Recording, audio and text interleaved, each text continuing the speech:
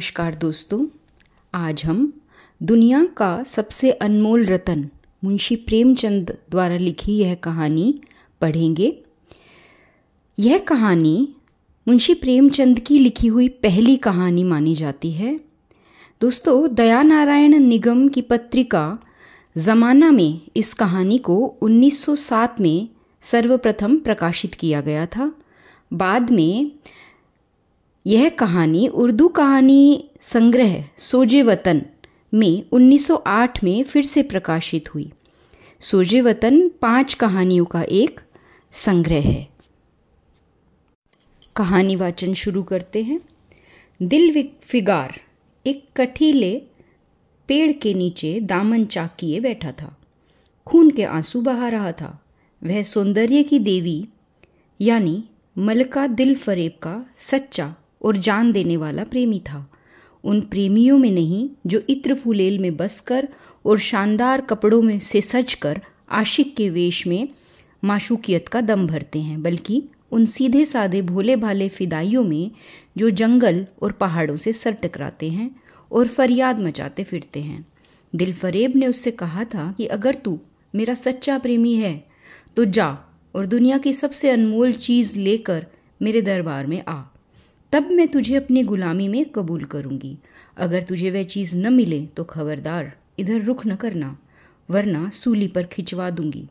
दिल फिगार को अपनी भावनाओं के प्रदर्शन का, शिकवे शिकायत का, प्रेमिका के सौंदर्य दर्शन का तनिक भी अवसर न दिया गया। दिल फरेब ने जो ही फैसला सुनाया, उसके चौबदारों ने गरीब दिल फिगार को धक्के देकर बाहर निकाल दिया और आज 3 दिन से यह आफत का मारा आदमी उस कंटीले पेड़ के नीचे उसी भयावह मैदान में बैठा हुआ सोच रहा है कि क्या करूं। दुनिया की सबसे अनमोल चीज़ मुझको मिलेगी नामुमकिन, और वह है क्या? कारू का खजाना, आबे हयात, खुसरो का ताज, जामे जम, तख्ते ताउस, परवेज़ की दौलत? नहीं, यह चीज़ें हरगिज़ नहीं। दुनिया में इनसे भी महंगी, इनसे भी अनमोल चीज़ मौजूद है, मगर वह क्या है, कहाँ है, कैसे मिलेगी? या खुदा, मेरी मुश्किल क्यों कर आसान होगी। दिल फिगार इन्हीं ख्यालों में चक्कर खा रहा था और अक्ल कुछ काम न करती थी। मुनीर शामी को हातिम सा मददगार मिल गया। काश कोई मेरा भी मददगार हो जाता। काश मुझे भी उस चीज़ का जो दुनिया में सबसे बेशकीमत चीज़ है नाम बतला दिया जाता। बला से वह चीज़ हाथ न आती, मगर मुझे इतना तो मालूम हो जाता कि वह किस किस्म की चीज़ है। मैं घड़े बराबर मोती की खोज में जा सकता हूँ। मैं समुंदर का गीत, पत्थर का दिल, मौत की आवाज़ और इनसे भी ज़्यादा बेनिशान चीज़ों की तलाश में कमर कस सकता हूँ, मगर दुनिया की सबसे अनमोल चीज़ यह मेरी कल्पना की उड़ान से बहुत ऊपर है। आसमान पर तारे निकल आए थे। दिल फिगार यकायक खुद का नाम लेकर उठा और एक तरफ को चल खड़ा हुआ। भूखा प्यासा, नंगे बदन, थकन से चूर, वह बरसों वीरानों और आबादियों की खाक शांता फिरा। तलवे कांटों से छलनी हो गए। शरीर में हड्डियां ही हड्डियां दिखाई देने लगी, मगर वह चीज़ जो दुनिया की सबसे बेशकीमती चीज़ थी न मिली, और उसका निशान कुछ न मिला। एक रोज़ वह भूलता भटकता एक मैदान में जा निकला जहाँ हजारों आदमी गोल बांधे खड़े थे। बीच में कई अमामे और चोगे वाले डढ़ियल काजी अफसरी शान से बैठे हुए आपस में कुछ सलाह मशवरा कर रहे थे, और इस जमात से ज़रा दूर एक सूली खड़ी थी। दिल फिगार कुछ तो कमज़ोरी की वजह से, कुछ यहाँ की कैफियत देखने के इरादे से ठिठक गया। क्या देखता है कि कई लोग नंगी तलवारें लिए एक कैदी को, जिसके हाथ पैर में जंजीरें थी, पकड़े चले आ रहे हैं। सूली के पास पहुंचकर सब सिपाही रुक गए और कैदी की हथकड़ियाँ बेड़ियाँ सब उतार ली गई।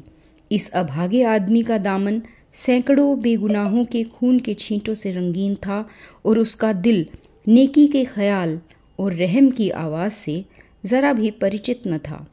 उसे काला चोर कहते थे। सिपाहियों ने उसे सूली के तख्त पर खड़ा कर दिया, मौत की फांसी उसकी गर्दन में डाल दी और जल्लादों ने तख्ता खींचने का इरादा किया। वह अभागा मुजरिम चीख कर बोला, खुदा के वास्ते मुझे एक पल के लिए फांसी से उतार दो ताकि अपने दिल की आखिरी आरजू निकाल लूँ। यह सुनते ही चारों तरफ सन्नाटा छा गया। लोग अचंभे में आकर ताकने लगे।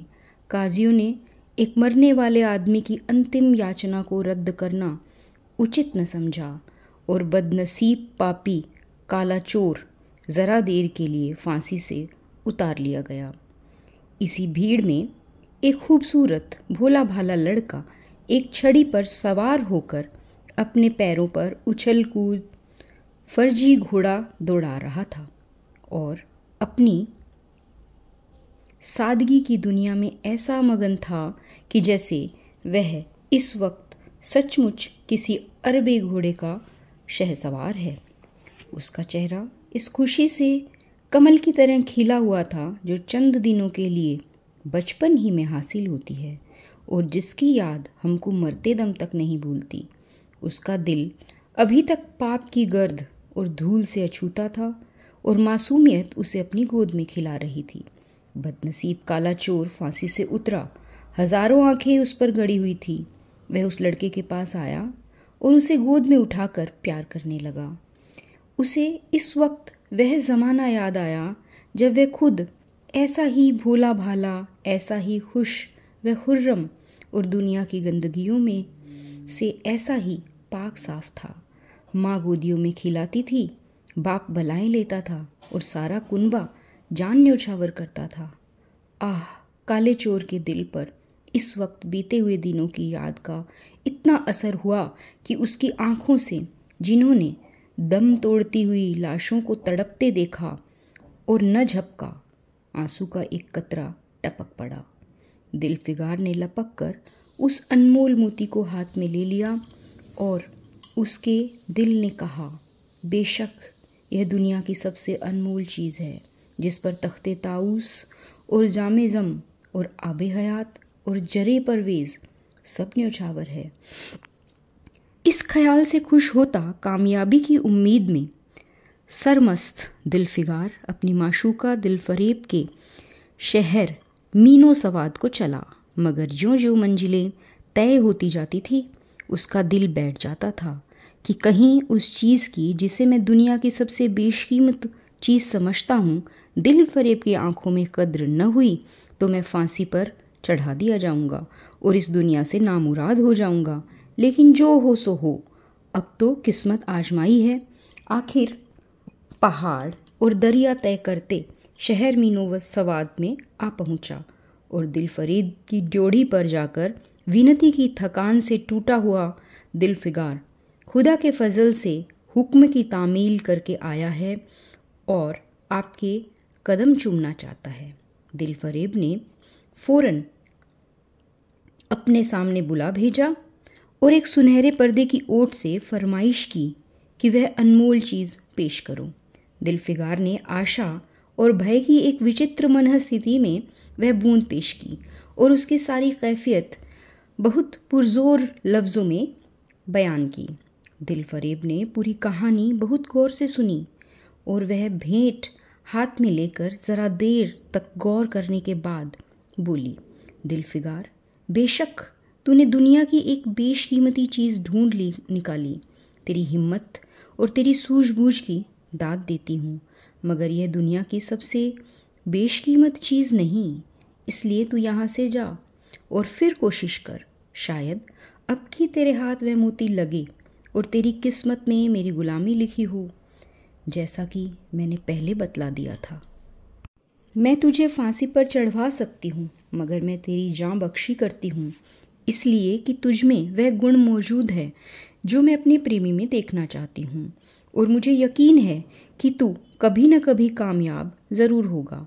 नाकाम और नामुराद दिलफिगार इस माशूकाना इनायत से ज़रा दिलेर होकर बोला, ए दिल की रानी, बड़ी मुद्दत के बाद तेरी ड्योढ़ी पर सजदा करना नसीब होता है। फिर खुदा जाने ऐसे दिन कब आएंगे। क्या तू अपने जान देने वाले आशिक के बुरे हाल पर तरस न खाएगी? और क्या अपने रूप की एक झलक दिखाकर इस जलते हुए दिलफिगार को आने वाली सख्तियों के झेलने की ताकत न देगी? तेरी एक मस्त निगाह के नशे से चूर होकर मैं वह कर सकता हूँ जो आज तक किसी से न बन पड़ा हो। दिल फरेब आशिक की ये चाव भरी बातें सुनकर गुस्सा हो गई और हुक्म दिया कि इस दीवाने को खड़े खड़े दरबार से निकाल दो। चौबदार ने फौरन गरीब दिलफिगार को धक्के देकर यार के कूचे से बाहर निकाल दिया। कुछ देर तक तो दिलफिगार अपनी निष्ठुर प्रेमिका की इस कठोरता पर आंसू बहाता रहा और सोचने लगा कि कहाँ जाऊं। मुद्दतों रास्ते नापने और जंगलों में भटकने के बाद आंसू की यह बूंद मिली थी। अब ऐसी कौन सी चीज़ है जिसकी कीमत इस आबदार मोती से ज़्यादा हो? हजरत हिज्र, तुमने सिकंदर को आबे हयात के कुएं का रास्ता दिखाया था, क्या मेरी बाह न पकड़ोगे? सिकंदर सारी दुनिया का मालिक था, मैं तो एक बेघरबार मुसाफिर हूँ। तुमने कितनी ही डूबती किश्तियाँ किनारे लगाई है, मुझ गरीब का भी बेड़ा पार करो। ए आले मुकाम जिब्रील, कुछ तुम ही इस नीम जान दुखी आशिक पर तरस खाओ। तुम खुदा के एक खास दरबारी हो, क्या मेरी मुश्किल आसान न करोगे? गरज यह है कि दिलफिगार ने बहुत फरियाद मचाई, मगर उसका हाथ पकड़ने के लिए कोई सामने न आया। आखिर निराश होकर वह पागलों की तरह दोबारा एक तरफ को चल खड़ा हुआ। दिलफिगार ने पूर्व से पश्चिम तक और उत्तर से दक्षिण तक कितने ही जंगलों और वीरानों की खाक छानी। कभी बर्फिस्तानी चोटियों पर सोया, कभी डरावनी घाटियों में भटकता फिरा, मगर जिस चीज़ की धुन थी वह न मिली। यहाँ तक कि उसका शरीर हड्डियों का एक ढांचा रह गया। वह रोज शाम के वक्त किसी नदी के किनारे खस्ता हाल वह पड़ा हुआ था। बेखुदी के नशे से चौंका तो क्या देखता है कि एक चंदन की चिता बनी हुई है, उस पर एक युवती सुहाग के जोड़े पहने 16 सिंगार किए बैठी हुई है। उसकी जांघ पर उसके प्यारे पति का सर है। हजारों आदमी गोल बांधे खड़े हैं और फूलों की बरखा कर रहे हैं। यकायक चिता में से एक खुद ब खुद लपट उठी। सती का चेहरा उस वक्त एक पवित्र भाव से आलोकित हो रहा था। चिता की पवित्र लपटें उसके गले से लिपट गई और दम के दम में वह फूल सा शरीर राख का ढेर हो गया। प्रेमिका ने अपने को प्रेमी पर न्योछावर कर दिया और दो प्रेमियों के सच्चे पवित्र अमर प्रेम की अंतिम लीला आँख से ओझल हो गई। जब सब लोग अपने अपने घरों को लौटे तो दिलफिगार चुपके से उठा और अपने चाक दामन कुर्ते में यह राख का ढेर समेट लिया और इस मुट्ठी भर राख को दुनिया की सबसे अनमोल चीज़ समझता हुआ सफलता के नशे में चूर यार के कूचे की तरफ चला। अब की जो जो वह अपने मंजिल के करीब आता था, उसकी हिम्मत बढ़ती जाती थी। कोई उसके दिल में बैठा हुआ कह रहा था, अब की तेरी जीत है, और इस ख्याल ने उसके दिल को जो जो सपने दिखाए उनकी चर्चा व्यर्थ है। आखिरकार वह शहर मीनो सवाद में दाखिल हुआ और दिल फरेब की ऊंची ड्योढ़ी पर जाकर खबर दी कि दिलफिगार सुरखरू होकर लौटा है और हुजूर के सामने आना चाहता है। दिल फरेब ने जाबाज आशिक को फौरन दरबार में बुलाया और उस चीज़ के लिए जो दुनिया की सबसे बेशकीमती चीज़ थी हाथ फैला दिया। दिलफिगार ने हिम्मत करके उसकी चांदी जैसी कलाई को चूम लिया और मुट्ठी भर राख को उसकी हथेली में रखकर सारी कैफियत दिल को पिघला देने वाले लफ्ज़ों में कह सुनाई और सुंदर प्रेमिका के होठों से अपनी किस्मत का मुबारक फैसला सुनने के लिए वह इंतज़ार करने लगा। दिल फरेब ने उस मुट्ठी भर राख को आंखों से लगा लिया और कुछ देर तक विचार के सागर में डूबे रहने के बाद बोली, ए जान न्योछावर करने वाले आशिक दिलफिगार, बेशक यह राख जो तू लाया है, जिसमें लोहे को सोना कर देने की सिफत है, दुनिया की बहुत बेशकीमती चीज़ है और मैं सच्चे दिल से तेरी एहसानमंद हूँ कि तूने ऐसी अनमोल भेंट मुझे दी। मगर दुनिया में इससे भी ज़्यादा अनमोल कोई चीज़ है। जा उसे तलाश कर और तब मेरे पास आ। मैं तहे दिल से दुआ करती हूँ कि खुदा तुझे कामयाब करे। यह कहकर वह सुनहरे पर्दे से बाहर आई और माशूकाना अदा से अपने रूप का जलवा दिखाकर फिर नज़रों से ओझल हो गई। एक बिजली थी कि कौंधी और फिर बादलों के पर्दे में छिप गई।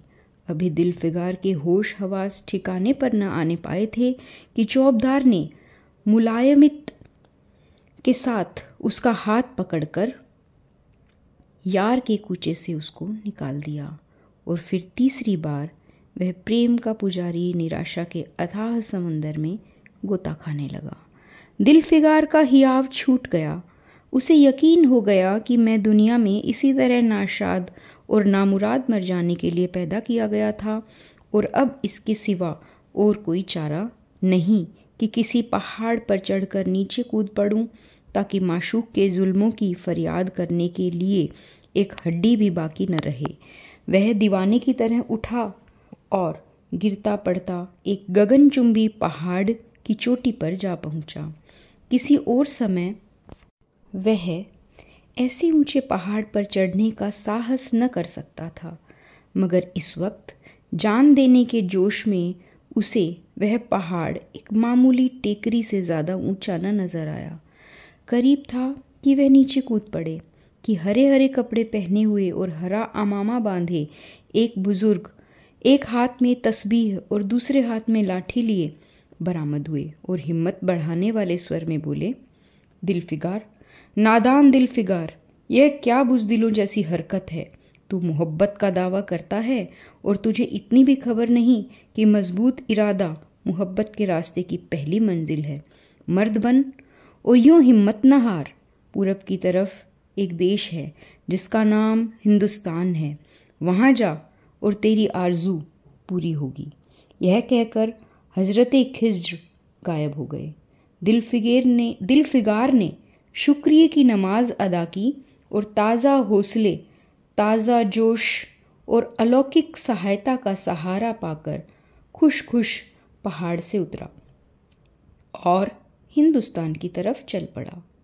मुद्दतों तक कांटों से भरे हुए जंगलों, आग बरसाने वाले रेगिस्तानों, कठिन घाटियों और अलंघ्य पर्वतों को तय करने के बाद दिलफिगार हिंद की पाक सरजमीन में दाखिल हुआ और एक ठंडे पानी के सोते में सफ़र की तकलीफ़ें धोकर थकान के मारे नदी के किनारे लेट गया।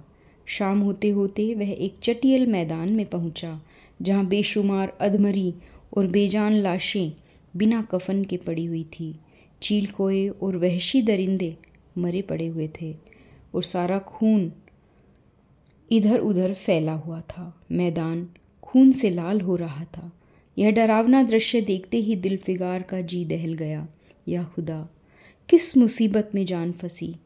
मरने वालों का कराहना, सिसकना और एड़ियाँ रगड़ना, जान देना, दरिंदों का हड्डियों को नोचना और गोश्त के लोथड़ों को लेकर भागना, ऐसा हौलनाक सीन दिलफिगार ने कभी न देखा था। यकायक उसे ख्याल आया, यह लड़ाई का मैदान है और यह लाशें सूरमा सिपाहियों की है। इतने में करीब से कराहने की आवाज़ आई। दिलफिगार ने उस तरफ देखा कि एक लंबा तगड़ा आदमी, जिसका मर्दाना चेहरा जान निकलने की कमज़ोरी से पीला हो गया है, ज़मीन पर सर झुकाए पड़ा हुआ है। सीने से खून का फव्वारा जारी है, मगर आबदार तलवार की मूठ पंजे से अलग नहीं हुई। दिलफिगार ने एक चीथड़ा लेकर घाव के मुंह पर रख दिया ताकि खून रुक जाए और बोला कि ए जवां मर्द, तू कौन है? जवां मर्द ने यह सुनकर आंखें खोली और वीरों की तरह बोला, क्या तू नहीं जानता मैं कौन हूँ? क्या तुझे आज इस तलवार की काट तूने नहीं देखी? मैं अपनी माँ का बेटा और भारत का सच्चा सपूत हूँ। यह कहते कहते उसकी त्योरियों पर बल पड़ गए। पीला चेहरा गुस्से से लाल हो गया और आबदार शमशीर फिर अपना जौहर दिखाने के लिए चमक उठी। दिलफिगार समझ गया कि यह इस वक्त मुझे दुश्मन समझ रहा है। नरमी से बोला, ए जवां मर्द, मैं तेरा दुश्मन नहीं हूँ, अपने वतन से निकाला हुआ एक गरीब मुसाफिर हूँ। इधर भूलता भटकता आ निकला। बराए मेहरबानी मुझसे यहाँ की कुल कैफियत बयान कर। यह सुनते ही घायल सिपाही बहुत मीठे स्वर में बोला, अगर तू मुसाफिर है तो आ, मेरे खून से तर पहलू में बैठ जा, क्योंकि यही 2 अंगुल ज़मीन है जो मेरे पास बाकी रह गई है और जो सिवाय मौत के कोई नहीं छीन सकता। अफसोस है कि तू यहाँ ऐसे वक्त में आया जब हम तेरा आतिथ्य सत्कार करने के योग्य नहीं।